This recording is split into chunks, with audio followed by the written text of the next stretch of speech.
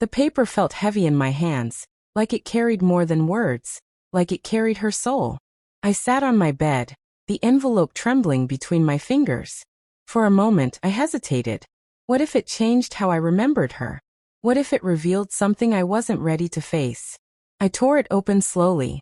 The familiar scent of lavender drifted out, her perfume. My throat tightened as I began to read. My dearest Clara, if you're reading this, it means I'm gone. I know you must be hurting, but I want you to know, you were never alone. There are things you don't know, secrets I've kept for reasons you'll soon understand. Inside my study, in the old oak desk, there's a small silver key. Use it. It will lead you to the truth. I stared at the letter for what felt like hours. The truth? What could she possibly mean? Aunt Margaret was always private, but secretive? Never. That night, I drove back to her house, the one I'd spent half my childhood in. It looked smaller now, darker. The scent of old books and roses still hung in the air. Every creak of the floorboard felt like a whisper from the past.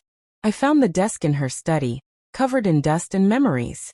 My heart pounded as I opened the drawer. There it was, the silver key, shining faintly under the lamp. I didn't know what door it belonged to, but I knew one thing for sure. Aunt Margaret wanted me to find something. And whatever it was meant only for me. The invitation sat on my counter for 2 days before I finally touched it again. Every time I walked past it, the gold trim seemed to sparkle like it was mocking me. Vivian's handwriting gleamed under the kitchen light, flawless, elegant, and soulless. Nora dropped by that evening with takeout, and her usual wisdom disguised as sarcasm. "You've been glaring at that envelope like it owes you money," she said, plopping onto my couch. "It kind of does," I muttered. If Dad hadn't spent half my college fund on that ridiculous second wedding, maybe I wouldn't be paying rent above a muffler shop. She laughed. "And yet you're the happiest person I know. Don't give them power over you." Her words hit home. I'd built my life from the ground up. A small auto shop, a tight-knit crew, and work I actually loved. Sure, my hands were calloused, but they'd held tools that rebuilt engines and saved people stranded in storms. Could any of my father's friends say that? Still, I couldn't shake the thought of walking into that glittering hall again. The last time I'd attended one of his events, a woman in diamonds had asked if I was the help. Dad had laughed instead of correcting her. I picked up the envelope and turned it over in my hands. Maybe this time wasn't about him. Maybe it was about me, showing up as the woman I'd become, not the girl they used to belittle. "I'm going," I told Nora finally. She grinned, raising her soda like a toast. "Then you better let me help you find something killer to wear. No more hiding in neutral colors." I rolled my eyes but smiled. Somewhere beneath the anxiety, a flicker of excitement stirred. Maybe this time, I'd be the one people remembered for all the right reasons. That night, sleep stayed far away. I lay staring at the ceiling fan, listening to it hum like a clock reminding me of everything I once tried to forget. My father's voice kept replaying in my mind, sharp, clipped, and forever disappointed. I was 16 when he first made me feel small in a room full of people. It was one of his corporate luncheons, the kind where everyone's laugh sounded like it had been practiced in front of a mirror. I had spent that morning in the garage fixing our old truck. My hands still smelled faintly of oil when I arrived. I was proud, until he turned to his colleagues and said, "This is my daughter, Lauren. She prefers engines to textbooks. What can you do?" The table laughed. He did too. That day, something changed in me. I smiled, but inside, a quiet fire started burning. The kind that never really dies. Back then, my mother was still alive. She had a gentle soul and steady eyes that could silence storms. When she caught me crying that night, she held my hands, still stained with grease, and whispered, "Don't let them tell you who you are. You fix things. That's power, sweetheart." When she passed away a year later, I promised myself that no one, not even my father, would take that power from me. After that, I built my life one bolt, one risk, one broken piece at a time. Every car I repaired felt like proof that I didn't need his approval to create something that worked. But deep down, every success still carried the echo of his laughter. Now, all these years later, the same man wanted me at his gala. Not out of love, I suspected, but because appearances demanded it. Still, I would go. Not as the daughter who once hid her hands behind her back, afraid they were too dirty for his world, but as the woman who built her own. The next morning, sunlight spilled through the blinds like it had something to prove. I stood in front of my mirror, brushing my hair and thinking about what it meant to face the man who had once made me feel like I'd never be enough. Nora showed up again, armed with coffee and an iron will. "You're not wearing black," she declared before I could even say good morning. "You're not going to a funeral." "In a way, I am," I muttered. "The funeral of my self-doubt." She grinned. "Then wear victory, not mourning." By noon, my small apartment looked like a fashion battlefield. Dresses hung from every hook, shoes scattered across the couch, mirrors fogged with breath and nerves. Finally, we found it, a deep emerald green gown that hugged my shape without shouting for attention. Simple, powerful. It reminded me of who I was. Steady, quiet, resilient. As I zipped up the dress, I thought about how different my life had turned out. While my father's world revolved around stocks and signatures, mine turned around oil stains and hard work. He wore cufflinks, I wore calluses. And I was proud of both. When evening came, I took the train instead of hiring a driver. Old habit, I trusted myself more than anyone else behind the wheel. The city lights flickered past the window, and for the first time in years, I didn't feel small. I felt ready. The hotel loomed ahead, a glass palace glowing gold against the night sky. Inside waited chandeliers, champagne, and a father who believed wealth could erase distance. But as I stepped out of the cab, I whispered to myself, not tonight. Tonight, he would finally see me, not the girl who walked away, but the woman who learned to stand alone. The moment I stepped into the hotel's grand lobby, the air changed. Polished marble floors reflected golden chandeliers, and the soft hum of conversation echoed against walls lined with mirrors. Everything glittered, the diamonds, the wine glasses, even the smiles that didn't quite reach anyone's eyes. I walked past them all, clutching my small silver clutch like a shield. My heels clicked in rhythm with the music, steady and defiant. I could feel eyes turning toward me, not because they knew who I was but because I didn't look like I belonged. Not entirely. I wasn't part of their flawless, manicured world, and that was exactly the point. "Lauren," a voice called, smooth and familiar. My father. He looked almost unchanged, tall, immaculate in a navy suit, his silver hair perfectly styled. Beside him stood his new wife, Evelyn, younger, elegant, and radiating the kind of practiced charm money can buy. "Dad," I said, forcing a polite smile. For a moment, his eyes softened, but then his usual mask slipped back into place. "You look different," he said, his tone carefully neutral. "Different good or different bad?" I asked. He chuckled awkwardly. "Good, of course." But his gaze flickered, assessing me as if I were an investment portfolio, not his daughter. He introduced me to a group of his colleagues, men with perfect cufflinks and women who smiled too tightly. "This is my daughter, Lauren. She runs her own business in mechanics," he added, lowering his voice just slightly on the last word. Their smiles faltered for a heartbeat before recovering into polite curiosity. "Oh, how hands-on," one of the women remarked. I smiled sweetly. "Yes, I prefer getting my hands dirty. It's honest work. Can't say the same for every boardroom." The woman blinked, unsure if it was an insult. My father's jaw tightened. As the evening went on, I found myself drifting away from the crowd, standing near the tall windows overlooking the city. The skyline glittered like a field of stars, distant and untouchable, just like my father's world. But I wasn't here to fit in. I was here to stand firm, to prove, not to him, but to myself, that I no longer needed his approval to shine. I was halfway through my second glass of sparkling water when I noticed the sudden shift in the room. Conversations dimmed, replaced by the soft murmur of anticipation. A man in a crisp black tuxedo stepped onto the stage near the grand piano, tapping the microphone gently. "Ladies and gentlemen," he began, his voice carrying through the hall. "Before dinner is served, we have a special presentation. Tonight, we honor those who have made outstanding contributions to the community. People who have built success with integrity and perseverance." I didn't pay much attention at first. These kinds of speeches were common at my father's events. Empty praise wrapped in expensive words. But then I heard my name. And this year's recognition for small business innovation goes to Ms. Lauren Carter, founder of Carter Auto Solutions. My glass froze midair.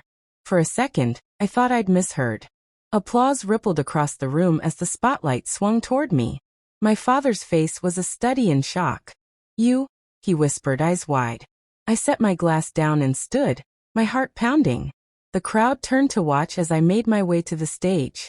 The host smiled, handing me a plaque engraved with my company's name. Ms. Carter's workshop not only employs veterans and underprivileged youth, he said, but also donates free repair services to single mothers in need. She reminds us that strength and compassion can share the same hands. For once, the applause didn't sound hollow. I looked out at the audience. Polished faces, glittering jewelry, my father in the front row, struggling to mask his astonishment. For years, he'd introduced me as the daughter who fixed cars. Tonight, the world saw me as something far greater. When I returned to my seat, the silence between us was heavy. Finally, he leaned closer and said quietly, "Why didn't you tell me?" I met his eyes and answered softly, "You never asked." After the applause faded and dinner began, the noise of clinking silverware couldn't hide the tension at our table. My father sat across from me, his fingers tapping rhythmically against his wine glass. A habit I remembered from childhood. A sign he was thinking too hard but saying too little. Finally, he broke the silence. "Lauren, I had no idea about your company, about everything you've done." I met his gaze calmly. "That's because you never asked, Dad." He flinched, the words landing harder than I'd expected. "You're right," he admitted quietly. "But I'm proud of you. Truly." I let out a soft, humorless laugh. "Proud now that people are watching?" He blinked, caught off guard. Around us, waiters glided between tables, laughter rising from other conversations, but our little corner of the room felt frozen. "I've always wanted the best for you," he said. "No," I corrected. "You wanted your version of the best.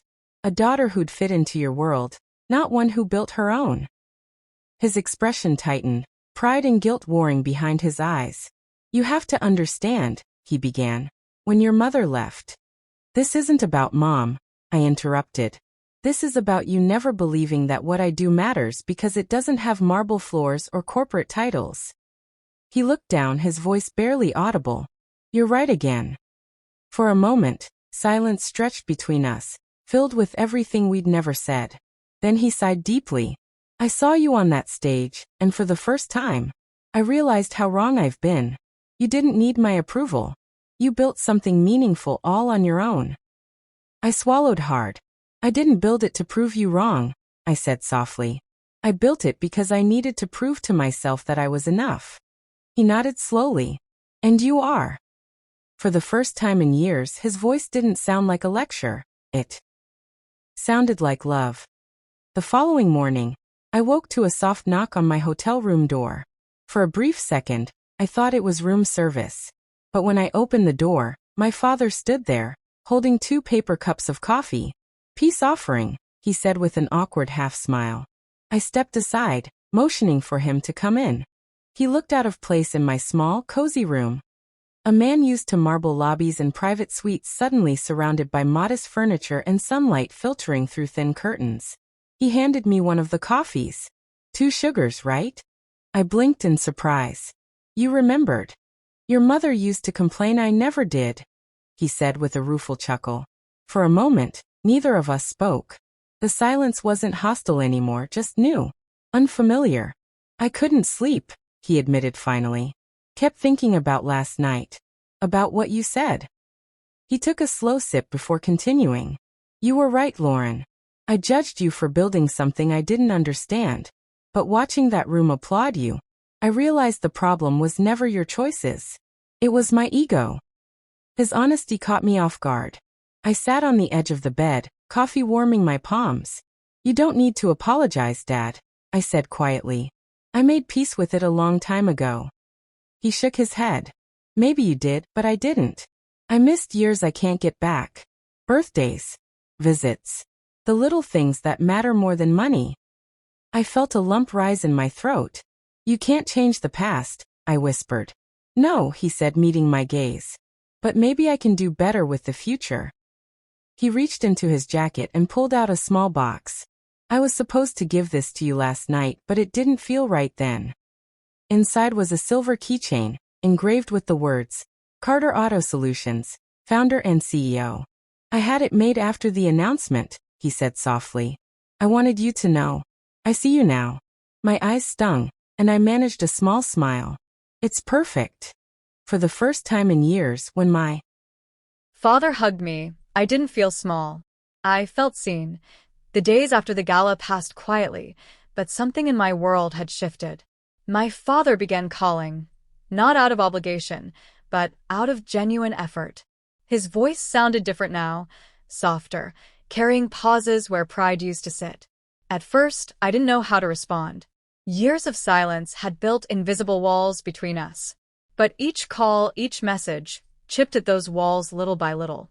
One Friday evening, I was in my workshop reviewing blueprints for a new line of hybrid vehicles when my assistant poked her head in. Lauren, there's someone asking for you outside. Says his name is Richard. I froze, confused. Richard, my father? When I stepped outside, there he was, not in a designer suit this time, but in rolled-up sleeves, his tie tucked in his pocket. He stood next to one of our prototype cars, eyes scanning every detail with quiet fascination. This is incredible, he said, running a hand along the sleek frame. You designed all this? I nodded, unsure what to say. I wanted to see where you work, he continued. Where you built this empire I was too blind to notice. It was strange seeing him here, in my space, surrounded by people who respected me, where every decision was mine. For once, I wasn't his daughter living in his shadow. He was my guest. I handed him a safety helmet, half smiling. Then come take a real tour. We walked through the workshop, the hum of machinery filling the air, sparks flying from welders, the scent of oil and metal grounding everything.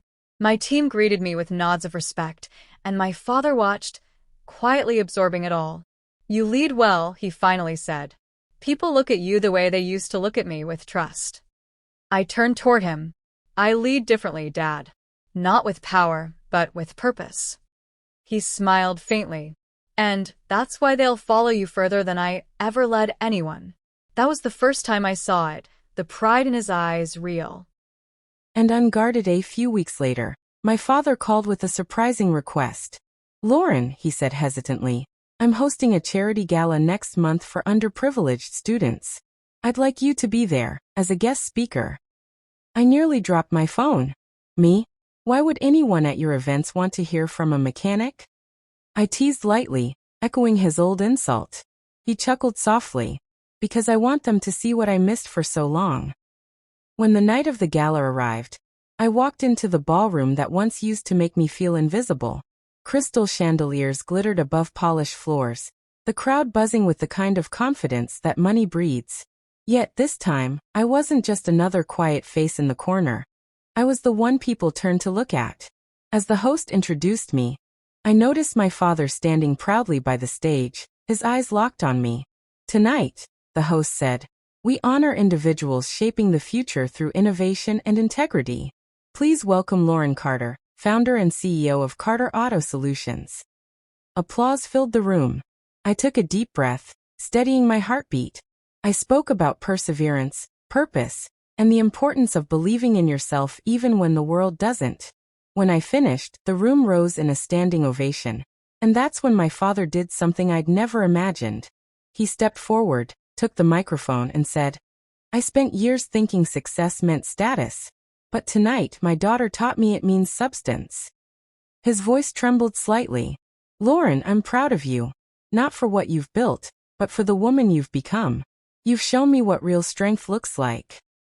The audience applauded again, but all I could see was him. The father who had finally said the words I'd waited my whole life to hear. As he embraced me on stage, I realized something profound. Forgiveness doesn't erase the past, but it can rewrite the future. In the days after the gala, everything changed again, but in a way I hadn't expected. Clips of my speech went viral across social media. Business magazines featured headlines like "The Mechanic's Daughter Who Redefined Success."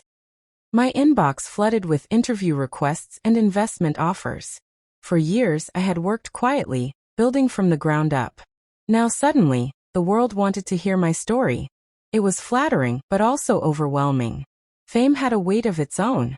My father called almost every day, asking about the new projects, forwarding articles about me, even sharing my interviews with his old colleagues.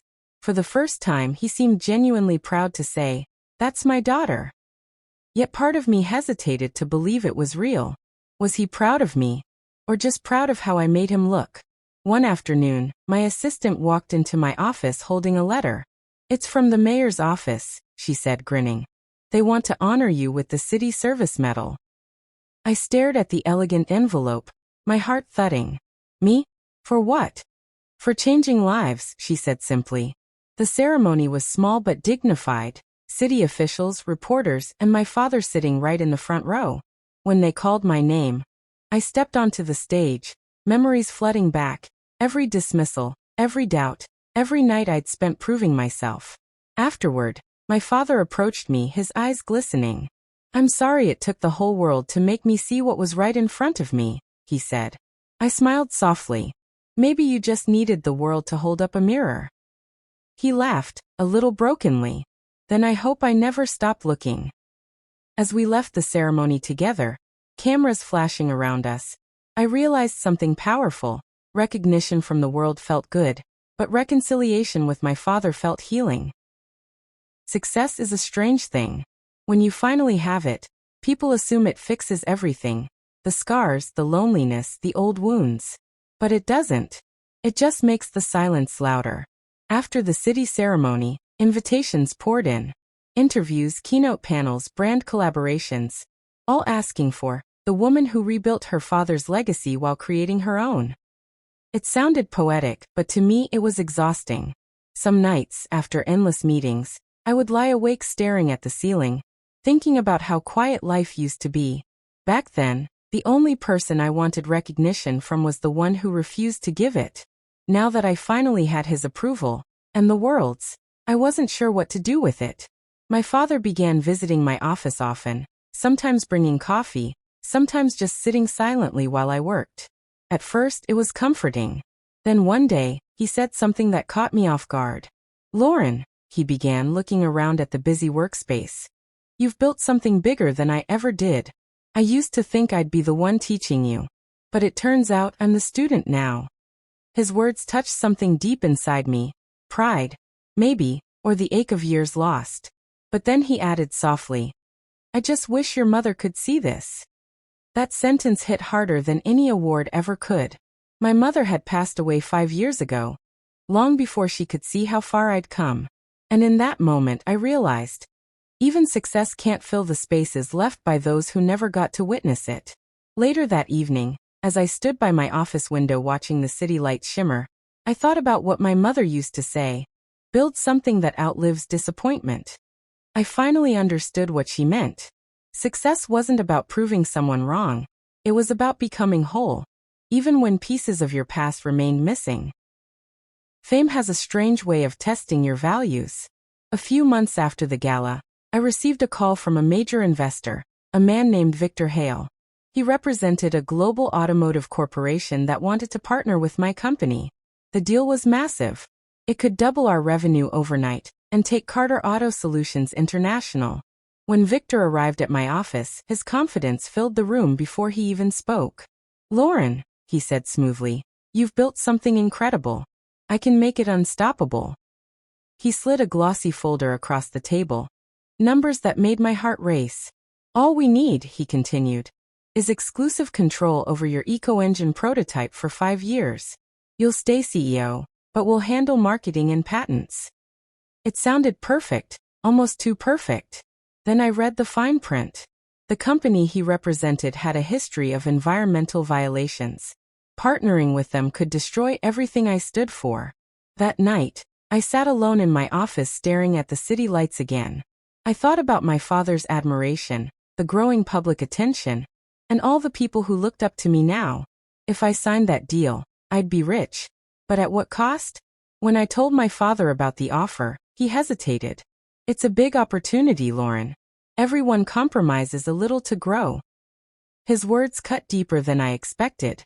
For years, I had fought to prove I wasn't defined by his kind of ambition. And now, standing at the same crossroads, I saw how easy it was to become what I once resented. I took a breath and said quietly, maybe success isn't about how far we go, but what we refuse to leave behind. The next morning, I turned down the deal. The headlines called me reckless. Investors questioned my decision. But as I walked into my workshop and saw the small team that believed in me, I knew I'd chosen right. For the first time in my life, I wasn't chasing success. I was defining it. The morning after I turned down the deal, I woke to a flood of missed calls, angry emails, and headlines calling me the CEO who walked away from millions. Investors pulled out. Shares dipped. And for the first time in years, my father didn't know what to say. He sat across from me at breakfast, the newspaper between us. Lauren, I'm proud of your principles, he said slowly, but the world doesn't always reward them. I looked at him, feeling the quiet tremor beneath his calm voice. Maybe not, I said. But I can live with that. I couldn't live with becoming what I fought against. By evening, I had lost 3 major clients. One board member even suggested I step down to protect the company's image. The irony burned. I'd built this company on integrity, and now that very integrity was being treated as a liability. When the pressure became unbearable, I escaped to the workshop, the one place that still felt real. As I ran my hand over the cold steel of the engine I had designed, I thought about my mother's voice again. Character is what you keep when everything else falls apart. That night, my phone buzzed. The caller ID made me hesitate. Victor Hale. I answered cautiously. If this is about the deal. It's not, he interrupted. I didn't expect you to refuse. You did something rare, Lauren. Most people chase the money. You reminded me why I started in this business. I respect that. His tone had changed, less corporate, more human. Let me make some calls, he added. You deserve partners who actually care about what you're building. When the call ended, I sat in silence, tears stinging my eyes. Not from relief, but from the strange realization that sometimes, doing the right thing doesn't isolate you. It draws the right people closer. For the first time in weeks, I slept peacefully. Because no matter what came next, I had chosen myself, and that choice had power. Within a week, the story spread everywhere. Young CEO rejects millions to protect the planet. Integrity over profit, Lauren Carter's bold stand. News anchors debated whether I was brave or naive, but for the first time in my life, the conversation wasn't about my gender or my age. It was about my values. I tried to ignore the noise and focus on work, but something inside me shifted. The same people who once questioned my leadership now wanted advice on how to build an ethical brand. I didn't feel like a hero. I just felt tired. Then one afternoon, my father showed up at the office unannounced. He stood by the glass door, holding a newspaper with my photo on the front page. He didn't speak right away. He just looked at me the way he never had before. Not as a daughter to fix, but as a woman who had forged her own path. You know, he finally said, voice low. When your mother left me, she said I'd never understand what real strength looks like. I think she was right. I froze, unsure if I'd heard him correctly. She would have been proud of you, he added softly. And so am I. It wasn't a grand apology, but it was real. And for someone like him, that meant everything. That night we had dinner together. No business talk, no tension, just quiet conversation about life, choices, and regret. For the first time in years, I saw him not as a symbol of disappointment, but as a man still learning how to love. When I returned home, I opened my laptop to find an email from Victor Hale. New partners confirmed. Green Tech Innovations wants to collaborate with you. They believe in your mission, no compromises. I smiled, closing my laptop. Sometimes, when you stand alone long enough, the world eventually stands with you. 2 months after the partnership with Green Tech, Carter Auto Solutions was thriving again. Our new eco-engine prototype drew international attention, and journalists now called me the CEO who redefined success. It felt surreal. The same world that once doubted me now celebrated me. But success doesn't come without ghosts. One evening, as I was reviewing proposals in my office, my assistant knocked softly. "Lauren, there's someone here asking to see you. He says he used to work for your father." I frowned. "What's his name?" "Ethan Cole." The name hit me like a memory I'd buried. Ethan, my first love, and the man who had left without explanation 6 years ago. Back then, he was my father's ambitious young analyst, more loyal to corporate dreams than to hearts. When he walked in, he looked older, steadier, but his eyes still carried that mix of confidence and regret. "Lauren," he began, "I've been following your journey. What you did turning down that deal, standing your ground, it changed how I see things. I was wrong before. I know that now." I leaned back, arms crossed. "You didn't just walk away from me, Ethan. You walked away from everything that mattered. Integrity, compassion. What makes you think I'd believe you now?" He swallowed hard. "Because I'm not here for forgiveness. I'm here with an offer. I left your father's firm months ago. I started a small energy startup, and I want to merge with your company. Together, we could make real change." The irony wasn't lost on me. The man who once chased greed was now talking about ethics and sustainability. As I looked at him, my heart tugged in two directions. The professional in me saw potential, but the woman in me remembered pain. "Ethan," I said finally, "sometimes the past comes back not to restart something, but to see if we've truly learned from it." He nodded slowly. "Then let me prove I have." And just like that, the next chapter of my life began, one where business and emotion were about to collide in ways I never imagined. Over the next few days, Ethan became a quiet presence in my life again. He wasn't pushing, just showing up at the office with ideas, proposals, and that calm steadiness I used to trust. It felt almost natural, until I started noticing the missing pieces. During one strategy meeting, he mentioned a project proposal that mirrored a confidential design we had scrapped a year ago. My pulse quickened. Only 3 people had ever seen that file: me, my head engineer, and someone from my father's old firm. That night, I called my father. "Dad, did Ethan ever have access to my early prototypes?" He hesitated. "Lauren, back when he worked for me, he handled some shared files. I didn't think it mattered then." "It matters now," I said sharply. "Those designs weren't public. If he still has them, that's theft." For hours I wrestled with disbelief. Part of me wanted to think the man standing in front of me now, the man claiming to have changed, couldn't be the same person who once betrayed my trust. But the more I dug, the more cracks appeared. 2 nights later, I confronted him. "Tell me the truth, Ethan. Did you ever take my work?" His silence said more than any denial could.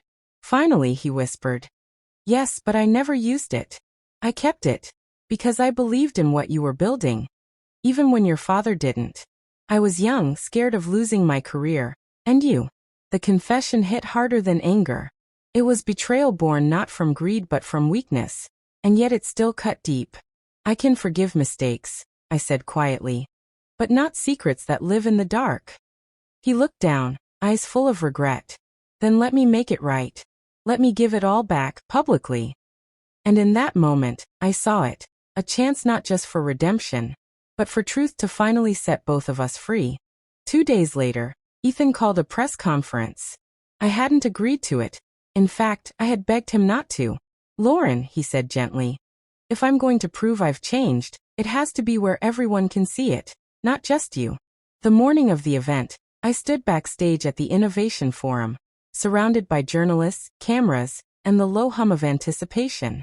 My stomach twisted as Ethan stepped up to the podium. He took a deep breath and began.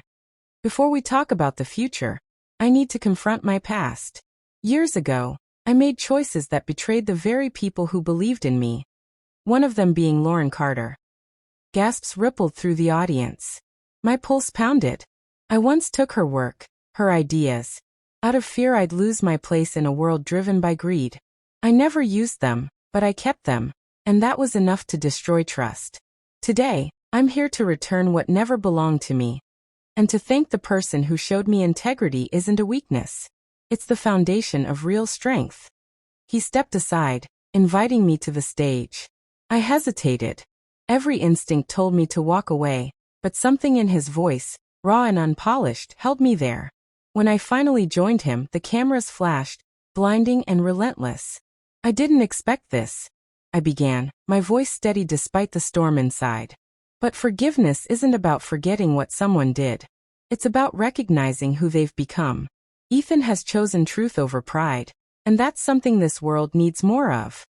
The crowd erupted in applause.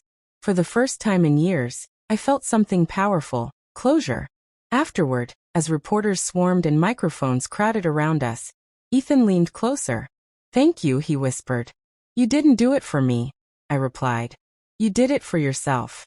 And that's exactly why it mattered." The confession spread across every media outlet within hours. Corporate betrayal turned redemption story, flashed on business headlines. Investors called, journalists requested interviews, and our company's inbox overflowed with questions. For a brief moment, it seemed the world admired honesty again. Our stock rose 5%. New partnerships poured in. Ethan's act had turned into unexpected PR gold, until the next morning. At 8 a.m., my legal director, Grace, rushed into my office. "Lauren, you need to see this." She slid a folder across my desk. Inside were scanned emails, internal communications from Ethan's old company, my father's company. "These were released anonymously overnight," she said grimly. "They show that before your father retired, his board authorized transferring your prototype designs to a subsidiary, and Ethan's name was on those files." My stomach dropped. "You're saying he lied? Or your father did?" Grace replied softly. "But the emails make it look like both were involved." I sat back numb. Just when I had begun to believe in forgiveness, the past had returned with teeth. Ethan burst into my office minutes later, holding his phone. "Lauren, I swear I didn't know they'd leak that. Those emails, I never sent them. Someone's trying to bury us." "Or maybe the truth finally surfaced," I snapped. His face twisted with pain. "You think I'd ruin you again? After everything?" "I think," I said slowly, "that I can't tell anymore who's fighting for me and who's fighting for themselves." Outside, cameras still waited to celebrate our partnership. Inside, my trust and everything we'd built hung by a single thread. Sleep was impossible that night. Every headline, every whisper online carried my name alongside Ethan's, some calling us heroes of transparency, others branding us as frauds. By morning, I decided to stop reacting and start investigating. I called Grace into my office. "Trace the leak," I said. "I don't care how deep it goes. Find out who sent those files." Hours turned into days.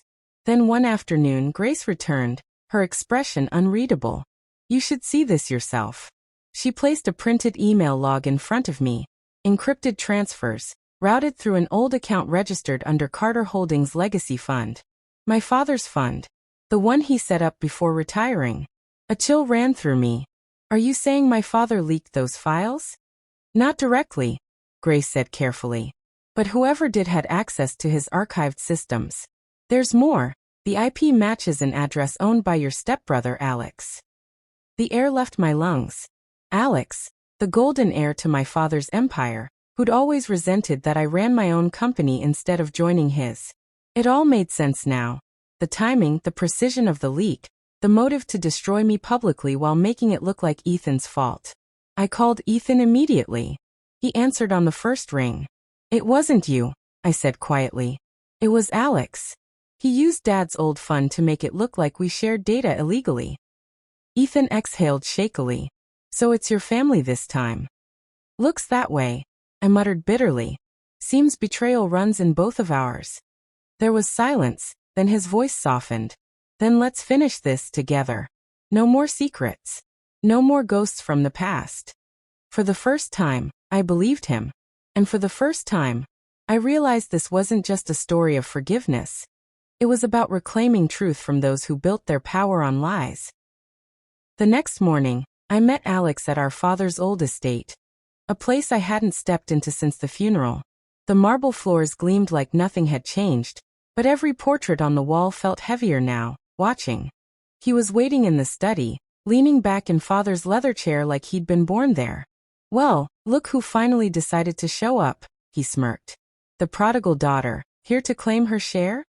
I'm here because you leaked confidential files, I said flatly. You made it look like Ethan and I stole from Dad's company. He laughed low and bitter. You think I'd risk the Carter legacy over your little startup? You've always overestimated your importance. Then explain the evidence. His expression shifted. Less arrogance, more calculation. Maybe I wanted to remind the world that you're not the perfect heir you pretend to be. Maybe Dad never wanted you in the company for a reason. I stepped closer. What reason? Alex rose slowly, pulling an envelope from the desk drawer. You never saw the original will, did you? Before the lawyers revised it. My pulse quickened. You're lying. He handed it to me. The parchment was real, dated 2 months before Father died. My name wasn't on it. Neither was his. Everything had been left to the Innovation Trust, a fund I'd never heard of. I found this in the archives, Alex said. Dad rewrote the will after discovering something he didn't want anyone to know, especially you. What was it? I demanded. He smiled thinly. Ask your partner. Ethan knew. For a moment, the world tilted. My father's secrets, Alex's envy, Ethan's silence. They all converged into one impossible truth I wasn't ready to face. Whatever this is, I said, tearing the envelope from his hand. I'll find the truth, whether you like it or not. I didn't sleep that night. The will sat open on my desk, the words Innovation Trust burning through the page. My father had built an empire on transparency and logic. Yet this document reeked of secrecy. By sunrise, I was in my office calling every legal contact I had. Finally, one of Father's old attorneys, Mr. Henson, agreed to meet. He'd retired years ago, but his memory was still razor-sharp. He studied the papers in silence, tracing the embossed seal with a trembling hand. This version was never meant to surface, he murmured. Why? I asked. Why create a fund that excludes both of his children? Henson sighed. Because the Innovation Trust wasn't about inheritance, it was about redemption. He explained that, before his death, my father discovered major corruption inside Carter Enterprises, shady deals, offshore accounts, false patents filed under his name.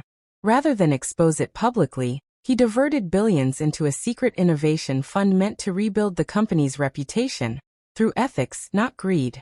And Ethan? I asked slowly. Your father trusted him, Henson said. He was the one chosen to manage the transition if you refused to join the company. But when your father died suddenly, the plan fell apart. Ethan panicked, your brother interfered, and everything collapsed. The office blurred around me. All these years, I had blamed Ethan for betrayal, when he might have been trying to fulfill my father's dying wish. Then why didn't he tell me? I whispered. Because, Henson said softly. Your father asked him not to. He believed you needed to build your own legacy, not inherit his guilt. For the first time in years, I understood the burden Ethan carried, and the complicated love my father had buried beneath layers of control. As I left Henson's office, one thought echoed louder than the rest. The truth wasn't meant to destroy me. It was meant to set me free. When Ethan opened the door, I could tell by his eyes that he already knew why I was there. He stepped aside silently, letting me in. The air between us was thick, like all the unspoken years of love, guilt, and silence had solidified into walls. I met with Henson, I said without sitting down. He told me everything. The Innovation Trust. My father's secret. Your part in it. Ethan's jaw tightened. Then you know why I couldn't tell you. You could have, I snapped. Instead, you let me believe you betrayed me. Do you have any idea what that did to me? His eyes glimmered with something between regret and exhaustion. I wanted to. Every day. But your father made me promise. He thought you deserved a clean start, not the burden of his mistakes. I shook my head, pacing. So you protected his image while destroying mine? No, Lauren, he said softly. I was protecting you. The files I leaked weren't meant to hurt you. They were meant to expose Alex and the board's corruption before it swallowed your father's company completely. But Alex found out, and twisted it. His words hit like cold rain. All this time, the betrayal I'd built my anger on wasn't betrayal at all. It was protection, tangled in miscommunication and grief. I thought I lost everything, I whispered. My family, my father, you. Ethan stepped closer. You didn't lose me. You just stopped believing I was on your side. For a long moment, I stared at him. The man who'd once broken my heart to save me from a truth I wasn't ready for. I don't know if I can forgive you, I said finally. But I understand you now. He nodded slowly.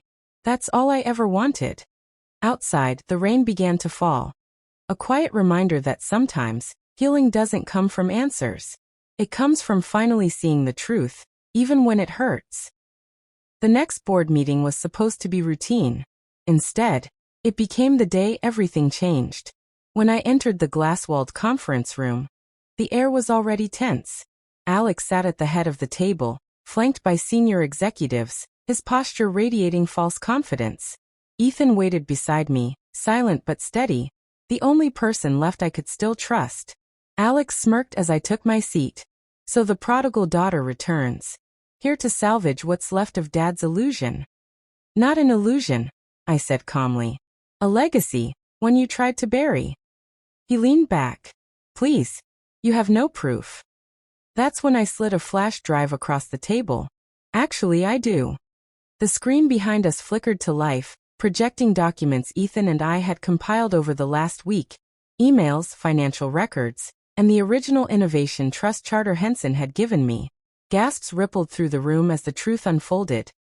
Alex had been funneling money from the company's research budget into private accounts for years. My father's fund had been created to clean up the mess he left behind. This is a lie, Alex shouted, rising to his feet. No, Ethan said quietly, his voice carrying more weight than anger. It's over. The SEC has copies of everything. They're on their way here now.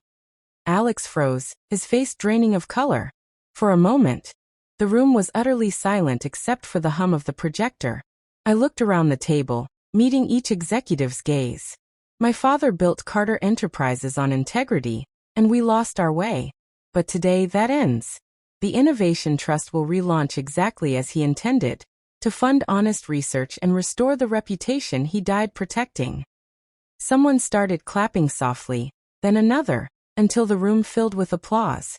Alex stood alone, his power finally stripped away. As security escorted him out, I exhaled a breath I didn't realize I'd been holding. Ethan looked at me and smiled. It's over, he said. No, I replied, feeling a strange peace settle inside me. It's just beginning. A month later, I found myself standing at the edge of the Carter Foundation's new research campus. Sunlight glinting off the glass walls that bore my father's name. Carter Innovation Center. It felt surreal to see his vision come alive, not as an empire of profit, but as a legacy of integrity. Inside, journalists gathered for the press launch of the rebuilt Innovation Trust. I was no longer the woman hiding behind family shame. I was the woman continuing my father's dream, on my own terms. As the cameras flashed, I took a steady breath and stepped to the podium. My father believed that innovation meant more than technology. It meant courage. I began. The courage to face our mistakes, to rebuild when the world loses faith, and to trust that integrity will always outlast greed. Applause rippled through the hall. From the front row, Ethan smiled, proud, grounded, no longer carrying the weight of secrets. After the event, he joined me outside beneath the glass archway. So, he said softly, how does it feel to be the new face of Carter Enterprises? I smiled faintly. It feels like starting over. But this time the foundation's real. He looked at me for a long moment. Your father would be proud. I nodded, eyes glistening. Maybe. But I think he'd be even prouder that I finally learned when to stop living for his approval. We walked along the garden path. Two people bound not by the past anymore, but by what they'd built from it. The sun dipped low, painting the world in amber light. For the first time in years, I felt peace. Not the fragile kind that comes from avoidance, but the kind born from truth. My story wasn't one of revenge or loss anymore. It was about rediscovery, of love, legacy, and myself. And as the wind whispered through the steel letters above me, Carter Innovation Center, I realized something simple yet powerful. Some endings aren't about closing doors. They're about walking through them, finally free. If you've stayed with me till the end of this story, thank you for watching.